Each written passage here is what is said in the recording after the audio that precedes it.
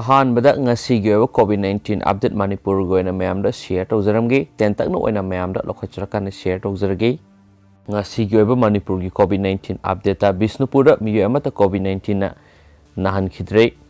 Sandel da nahan khidre Chusampur da su miyo ama COVID-19 positive oiki Imphal East da miyo ama COVID-19 positive oiki Imphal West da su miyo ama COVID-19 positive oiki Jiribam da di miyo ama to ohen khidre Kaksing da su miyo ama COVID-19 positive oiki Kamjong da di miyo ama to oikidre Kangpokpi da su oikidre None da su oikidre Harjol da su oikidre Senapati da miyo ani COVID-19 positive oiki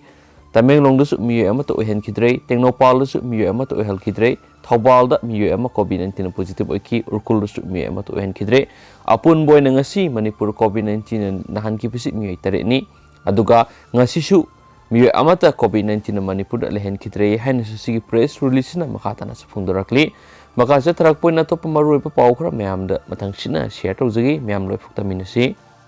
miyam na Phubada laikidre hawkhiba numaijung numiki numidang da Karbi Anglong district ki Bakai Liagat police station ki manung sana leiba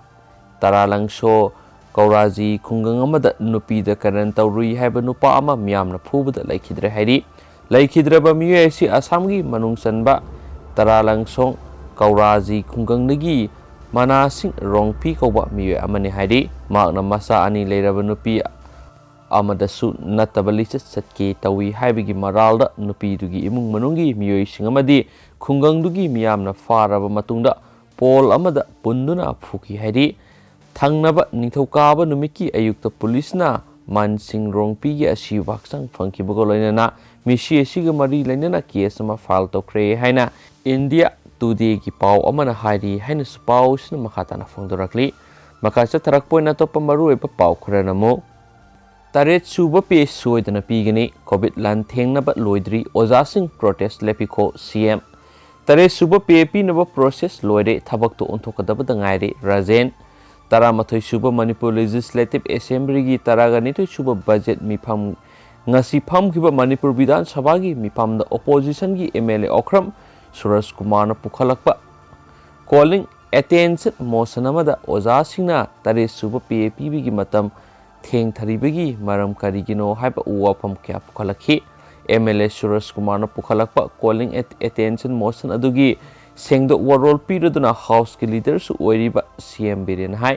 Manipur da COVID ki laina laisa thengnaba loidringai da oja singna tare suba PAP de haiduna khongjang jangsin ba si lepikho tha ani ahum khaktama matam pibiyu tare suba pe suksoi soidana pigini haina Manipur gi Chief Minister N Biren phungdokre haina su pawamana makhatari masum CM na makhatana hai tare suba PAP na ba lengakna mifam ahumla Phamduna khanare oja singna laingak asida karimata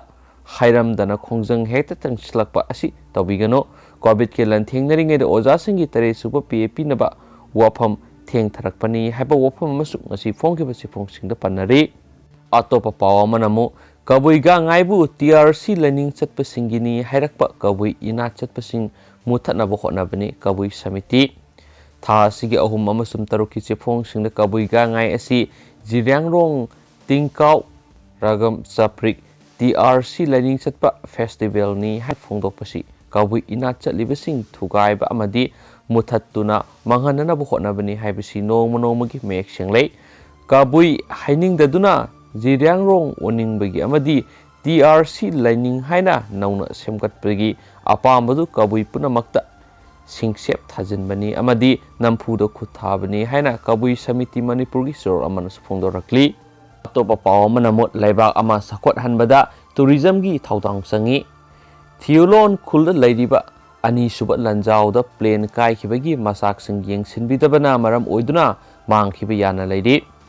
laibak ama sakot hanbada tourism gi asoba thaudang sangi tourism yokhat labatata laibak adugi senmilon chu chakholakadori bani haina malem gi akhang ai singna phunok narakli Tamenglong district ki Tauksem sub division gi manung sana leiba Thiulon khul asida leiriba malem gi ani subalan jawda plane kai hibagi mafam amadi masak singa sisu mari leinaba singna hanna yengsin bidabdagi mami sauna tari Tamenglong district headquarter dagi khul asi yauna bo hona bada lambi thong phatabana maram oiraga asauba khudong sadaba mayoknari ꯈꯨꯜ ꯑꯁꯤꯒꯤ ꯈꯨꯟꯖꯥꯁꯤꯡꯁꯨ ꯄꯝꯅ ꯎꯕ ꯂꯧꯎ ꯁꯤꯡꯎꯕꯁꯤꯡ ꯆꯠꯄ ꯑꯁꯤꯅ ꯃꯔꯨꯑꯣꯏꯕ ꯁꯤꯟꯐꯝ ꯑꯣꯏꯔꯤ ꯃꯐꯝ ꯑꯁꯤꯗ ꯂꯩꯉꯥꯛꯀꯤ ꯑꯣꯏꯕ ꯈꯨꯗꯣꯡꯆꯥꯕ ꯑꯃꯠꯇ ꯐꯪꯗꯅ ꯂꯩꯕꯒ ꯂꯣꯏꯅꯅ ꯂꯩꯉꯥꯛꯅ ꯃꯤꯠꯌꯦꯡ ꯆꯪꯕꯤꯅꯕ ꯉꯥꯏꯍꯧꯔꯤ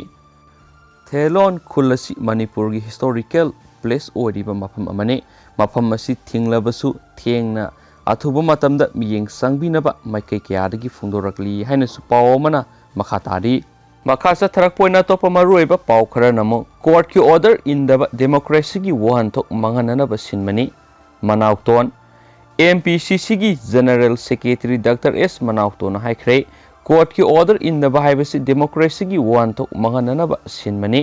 ꯃꯆꯤꯟꯗꯅ ꯏꯟꯗꯤꯌꯥꯕꯨ ꯃꯥꯗꯔ ꯑꯣꯐ ꯗꯦꯃꯣꯀ꯭ꯔꯦꯁꯤ ꯍꯥꯏꯅ ꯂꯥꯎꯔꯒ ꯊꯕꯛꯇꯅ ꯗꯦꯃꯣꯀ꯭ꯔꯦꯁꯤꯕꯨ ꯖꯪꯒꯜ ꯂꯣ ꯑꯣꯏꯍꯟꯗꯨꯅ ꯋꯥꯍꯟꯊꯣꯛ ꯃꯥꯡꯍꯜꯂꯤꯕ BJPꯅ ꯂꯨꯆꯤꯡꯕ ꯂꯩꯉꯥꯛ ꯑꯁꯤꯒꯤ ꯊꯧꯑꯣꯡ ꯌꯥꯅꯤꯡꯗꯦ Election Commission of India amadi mari leinabasinga miyeng sangbiyo wafam asing asi nauria pakhang lakpa Block Congress Committee na sinduna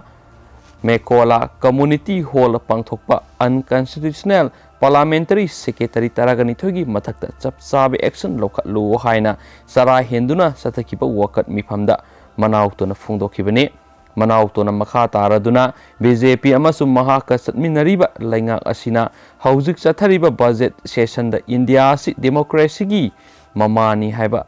slogan masinda laurabasu madugi ona tainabada Indian Constitution gi wangbada thabak tawri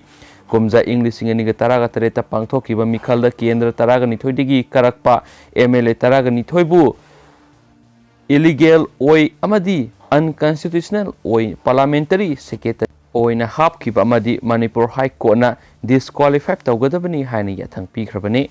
laibaki khwaidigi wangwa Supreme Court ta fawba petition file tawkhraba fawba lenga asigi government pairiba BJP na lenga ki constitution bu makhoigi khubam nungda thamkiba lebu thibani hakiana su pawmana makhatan phungdorakli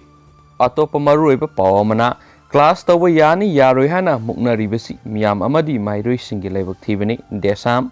admission gi wafamda yumpham oiraga BA gi yauna class tawba yani yaroi hena mukna duna leiba haibasi leibak miyam gi amadi mairoi khunai gi oina lebak thibani haina Democratic Student Alliance of Manipur desam gi sirol na hairi hena su pawsna makhatari loisilak poina topa mapalam gi ba maroiba pawmana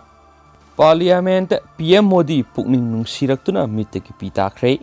Prime Minister Narendra Modi ngasi Parliament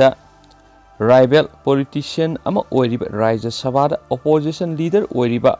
Ghulam Nabi Azata farewell pibigi wa nganglingeda mitaki pitaba thingnaba sor thingba makhai khangkhre